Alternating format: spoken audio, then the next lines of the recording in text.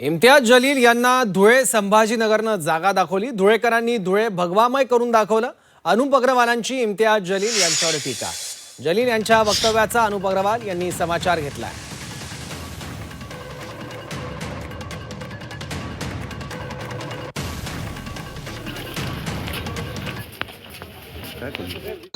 अरे जलील माणसा, ज्या छत्रपतींच्या राज्यात राहतो, ज्या छत्रपतींच्या मातीत तुझं घर आहे, ज्या छत्रपतीच्या मातीत जे अनाज उगतं ते तू खातो, या छत्रपतींनी या महाराष्ट्रातलाच नव्हे तर या देशाला भगवा करण्यासाठी हिंदवी स्वराज्याची स्थापना केली।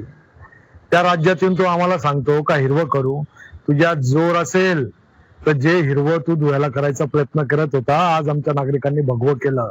जिथं तू संभाजीनगर मध्ये राहतो ते सुद्धा आमच्या लोकांनी भगवं केलं।